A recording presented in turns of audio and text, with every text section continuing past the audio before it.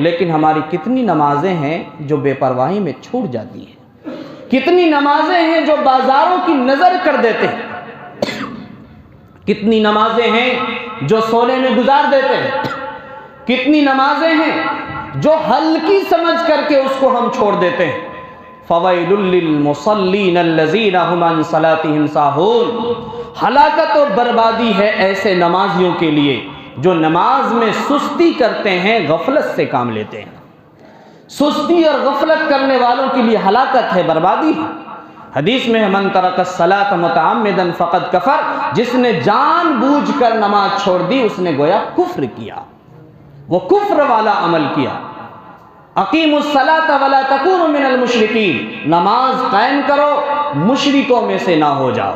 क्या समझ में आया कि नमाज पढ़ना ईमान वालों की पहचान है और नमाज छोड़ देना ये मुशरिकों की पहचान है। लिकुल्लि शैइन अलमुन व अलमुल ईमान अस्सलाह, हर चीज़ की एक पहचान होती। वकील अपने वर्दी से पहचाने जाते हैं, एसएसबी अपने कपड़े से पहचाने जाते हैं, डॉक्टर अपने हुनर से पहचाने जाते हैं। हर चीज़ की पहचान हुआ करती है और ईमान की पहचान नमाज है। अगर किसी को पांचों वक्त मस्जिद जाते हुए नमाज के लिए देखो तो उसके ईमानदार होने की शवाहिद दो, गवाही दो, उसको ईमानदार होने की गवाही दो। अकीमुस सलाह, नमाज कायम करो, वला तकूनु मिनल मुशरिकीन, नमाज छोड़ करके मुशरिकों में शामिल न हो जाओ। नमाज के बाद बारी आती है ज़कात की। अल्लाह के नबी सल्लल्लाहु अलैहि वसल्लम ने फरमाया, अद्दू ज़कात अम्वालिकुम, अपने मालों का ज़कात निकालो, अपने मालों का ज़कात निकालो। ज़कात अगर आपके पास सोना है, आपके पास नहीं, आपकी अहलिया के पास होगी, घर के ख़वातीन के पास होंगे, सोना हो, चांदी हो या नगद कैश माल हो या माल तिजारत हो, ये चार चीज़ अगर है और निसाब के मालिक हो गया। निसाब के मालिक का मतलब है आज के हिसाब से 41,000 रुपया की बकद्र उन चारों चीज़ों को जोड़ करके उतना हो रहा है, तो ऐसी सूरत में वो साहिब निसाब का मालिक है।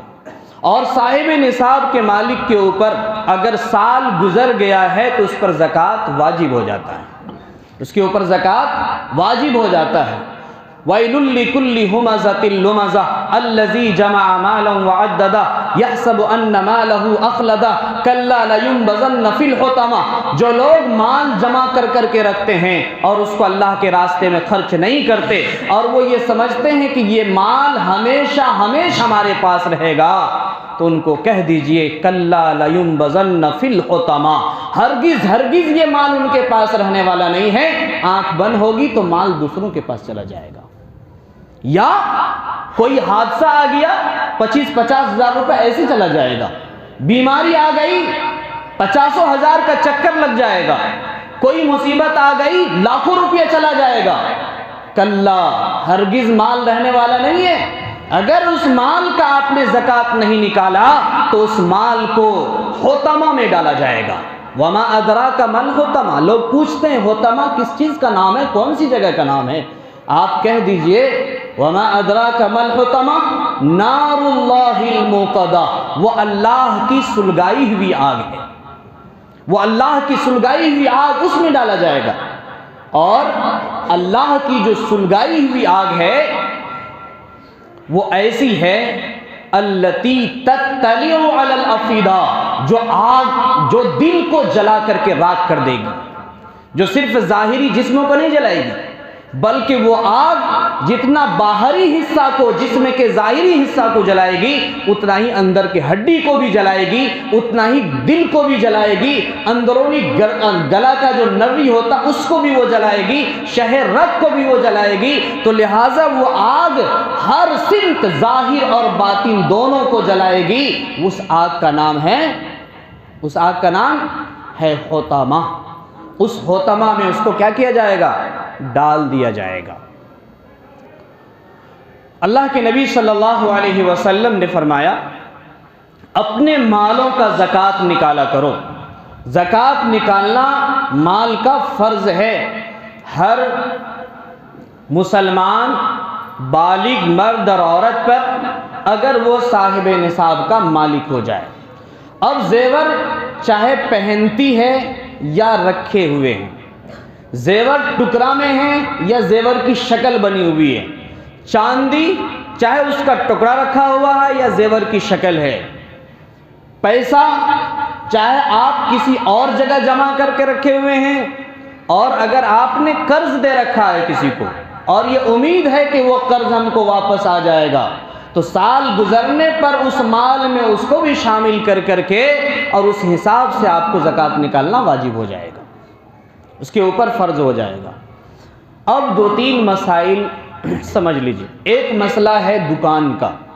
अगर दुकान आपके पास है तो दुकान में कोई ज़कात नहीं है, घर में कोई ज़कात नहीं है, ज़रूरत की चीज़ों में कोई ज़कात नहीं है। दुकान में अगर तिजारत का माल रखा हुआ है, उससे आपका बिजनेस चल रहा है, तो तिजारत के माल के ऊपर ज़कात वाजिब है। आपके पास गाड़ियां हैं, एक नहीं 10 गाड़ियां हैं, और वो गाड़ी बेचने की नीयत से नहीं है बल्कि तिजारत की नीयत से है, तो उस गाड़ी के ऊपर कोई ज़कात नहीं है, बल्कि उस गाड़ी से जो रकम आती है, जो किराया आता है, उस किराया में से जो बाकी है आपके पास साल गुजरने के बाद, उसको अहाता करके जितना रकम अभी आपके पास मौजूद है, उस रकम में से 2.5% ज़कात निकालना आप पर क्या होगा? वाजिब होगा। ऐसे ही 10 जगह आप ज़मीन खरीद रखे हैं, तो उस ज़मीन को अगर बेचने की नीयत से नहीं खरीदे हैं बल्कि उस पर मकान बना करके किराया की नीयत से लिए हैं, तो जब तक आप उस पर मकान नहीं बनाएंगे और उसमें किराया नहीं लगाएंगे, किराया की आमद आपके पास नहीं आएगी, उस वक्त तक उस पर आपको ज़कात वाजिब नहीं होगा। अब अगर कोई ज़मीन की खरीदो फरोख्त के लिए ज़मीन खरीदा है, तो जितनी ज़मीन है उस ज़मीन की रकम का हिसाब करके उसका ज़कात निकालना उस पर वाजिब हो जाएगा। ऐसे ही 2-4 गाड़ी खरीद के रखे हैं, वो सिर्फ तिजारत की गर्ज से, यानी वो बिजनेस है कि आज हम खरीदे हैं 5 लाख में, कुछ साल के बाद उसको 50 लाख में बेच देंगे, तो ऐसी सूरत में उस मकान के ऊपर भी उसका जो हिसाब होता है उससे ज़कात निकालना उस पर वाजिब है। अब लीजिए खेत का, अगर 50 बीघा आपके पास खेत है तो उस खेत के ऊपर ज़कात नहीं है, बल्कि उससे जो आपके पास फसल आ रहा है उस फसल की 2 नौइयत होगी। एक ये कि आसमानी बारिश से या नदी नाले से वो सैराब किया जाता है, और दूसरा ये है कि पैसा खर्च कर करके उस ज़मीन में क्या करते हैं आप? फसल उगाते हैं, पैसा खर्च करके, चाहे जिस तरीके से हो। तो जिसमें कोई खर्च नहीं है उसमें 10 पर 1 किलो निकालना वाजिब है, और जिस पर आप खर्च कर रहे हैं और उसमें से अनाज निकल रहा है तो 20 किलो पर 1 किलो उसमें निकालना आप पर क्या होगा? वाजिब होगा। ये मसला याद रखिएगा। और भी अगर कोई मसला पूछना हो तो उलमाए किराम बहुत सारे हैं, आप उलमा से जानकारी ले सकते हैं। जो लोग ज़कात नहीं देते